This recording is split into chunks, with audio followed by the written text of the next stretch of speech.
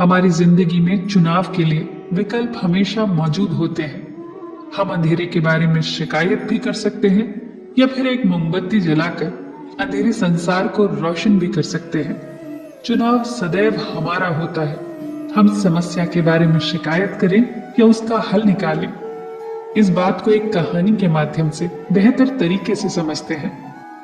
एक बूढ़ा किसान अपने शिकारी कुत्ते के साथ एक बागीचे में बैठा था। वो शिकारी कुत्ता बैठा बैठा करहा रहा था। एक अजनबी वहां से गुजरा और उसने किसान से पूछा, ये कुत्ता इतना करहा क्यों रहा है और इतना शोर क्यों मचा रहा है?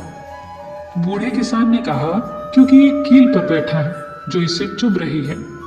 अजनबी ने पूछा, तो फिर ये उठता क्यों नहीं? किसान ने कहा, क्योंकि अभी इसे ज्यादा दर्द नहीं हो रहा। ये तब तक वहां बैठा रहेगा जब तक कि इसे होने वाला दर्द इसकी सहनशीलता से ज्यादा न बढ़ जाए।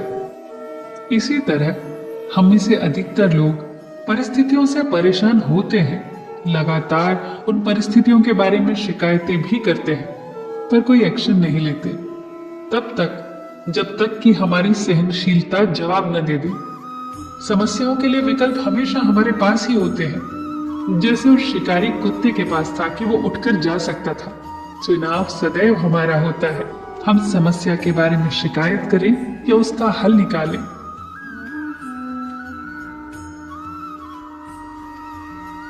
एक घुड़सवार बड़ी तेजी से घोड़ा दौड़ाते हुए चला जा रहा था। सड़क किनारे खड़े एक आदमी ने पूछा, अरे भाई, इतनी तेजी से घोड़े को कहां भगा ले जा रहे हो? इस पर उस आदमी ने कहा, अजी, मैं कहां ले जा रहा हूं इसे? इस घोड़े से ही पूछो ये मुझे कहां ले जा रहा है। दोस्तों, ऐसे ही दिशाहीन होता है हम में से अधिकतर का जीवन। हमें पता ही नहीं होता कि हमारे जीवन का लक्ष्य क्या है, हमें जाना कहां है। जीवन में लक्ष्य का होना बहुत जरूरी है, वरना पता ही नहीं चलेगा कि हम जा कहां रहे हैं। हमें अपने आप को कुरेदना होगा, आत्म साक्षात्कार करना होगा, खुद को टटोलना होगा और तय करना होगा अपने जीवन का ब्लूप्रिंट, जिसमें होगी हमारी सेहत, हमारा धन, हमारा परिवार, हमारा समाज और हमारे जीवन मूल्य। तभी हमारा जीवन खुशहाल और सफल होगा।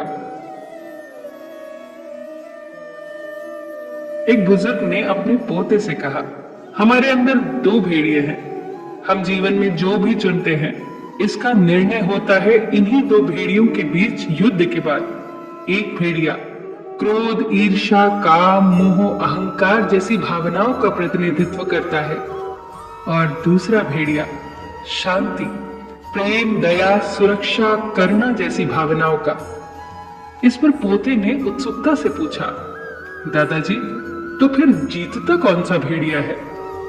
दादाजी ने जवाब दिया, वही भेड़िया जिसे तुम पोषित करते हो, जिसे तुम खुराक देते हो।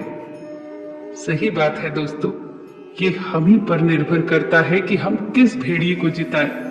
हमारे भीतर के सद्गुणों वाले भेड़िए को या दुर्गुणों वाले भेड़िए को। चुनाव हमारा होता है, पूरी तरह से हमारा, कि हम किस भेड़िए को खुराक देते हैं। सच ही तो कहा है किसी ने कि जिस तरह सिंचाई करने वाला पानी को अपनी मनचाही जगह पर ले जाता है, जिस तरह धनुर्धारी अपने तीरों को सीधा बनाते हैं और जिस तरह बढ़ई लकड़ी तराशता है, उसी तरह बुद्धिमान व्यक्ति अपने मन को आकार देता है। अपने मन को आकार दो, सही आकार दो, सही भेड़िए को पोषित करके। दोस्तों, आज की ये 3 अनमोल कहानियां आपको कैसी लगी? कमेंट सेक्शन में जरूर बताना। सबका ख्याल रखना, पर अपना भी ख्याल रखना। हमेशा मुस्कुराते रहना, कभी अपने लिए तो कभी अपनों के लिए।